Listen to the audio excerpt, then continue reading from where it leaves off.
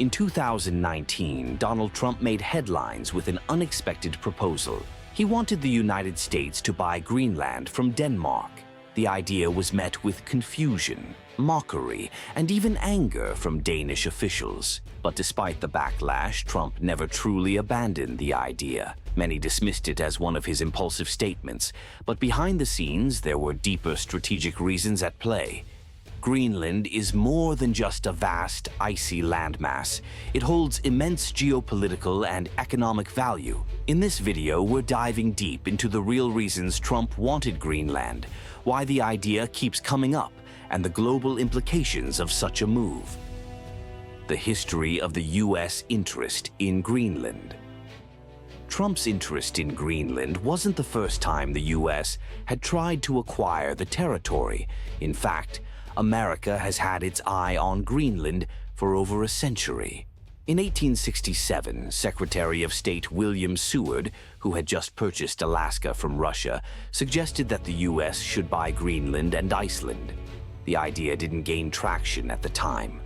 In 1946, President Harry Truman formally offered Denmark $100 million in gold to buy Greenland, seeing it as a vital military asset during the early years of the Cold War. Denmark refused, but the U.S. still established Thule Air Base, which remains a key American military outpost to this day. Even before Trump, several American politicians and strategists have floated the idea that Greenland would be a valuable addition to U.S. territory. So, why did Trump revive this idea? What makes Greenland so important? Strategic military importance. One of Trump's biggest motives was Greenland's strategic location in the Arctic. Greenland sits between North America and Europe, making it a key military outpost. It provides early warning capabilities for detecting missile launches from Russia. Thule Air Base, operated by the U.S., is already a crucial part of America's nuclear defense system. With rising tensions between the U.S., Russia, and China, controlling Greenland would give America a massive advantage in the Arctic.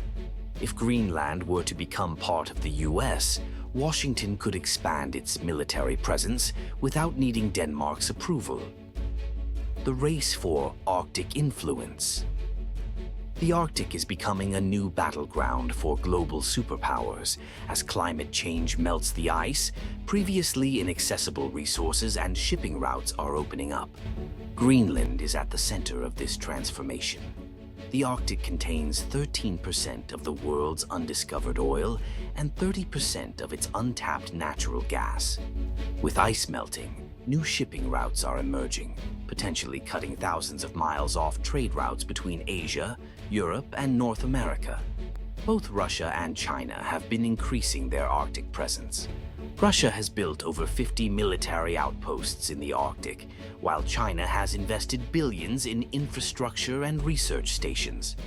By acquiring Greenland, Trump saw an opportunity to counter these growing influences and ensure U.S. dominance in the region. Greenland's untapped natural resources. Greenland is rich in valuable minerals, including rare earth metals, uranium, and oil. These resources are essential for modern technology, including smartphones and computers, electric vehicle batteries, military equipment.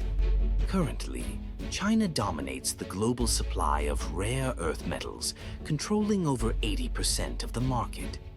If the U.S. could gain direct access to Greenland's vast mineral wealth, it would reduce reliance on China and strengthen its economy.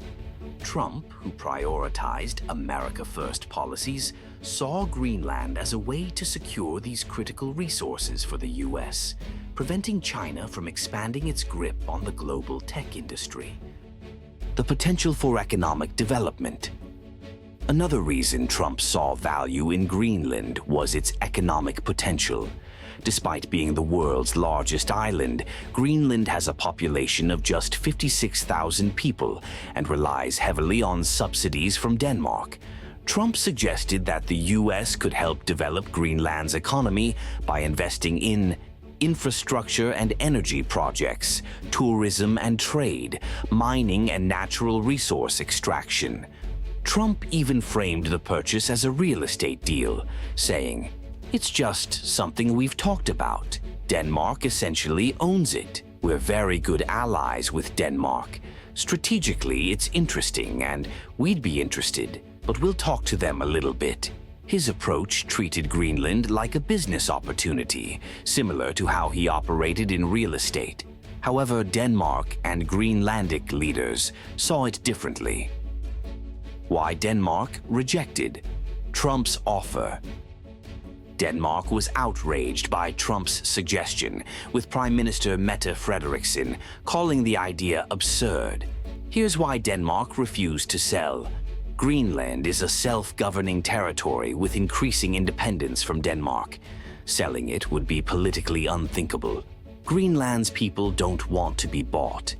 Many Greenlanders see themselves moving toward full independence, not being absorbed by another country. Denmark values its Arctic presence. Even though Greenland is expensive to maintain, it gives Denmark a strategic role in global politics. Trump was so offended by Denmark's rejection that he canceled a planned state visit, calling Frederiksen's response nasty. But the idea of acquiring Greenland hasn't disappeared. Could the US still try to acquire Greenland? The US is still heavily investing in Greenland through diplomatic efforts.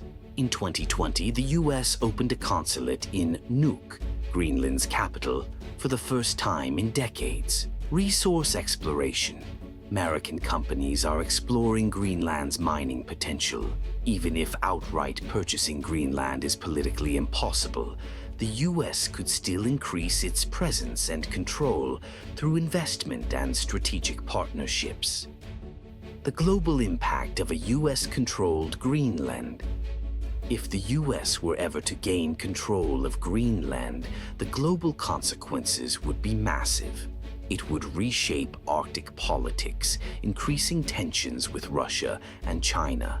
It would boost the US military advantage in missile defense and Arctic operations.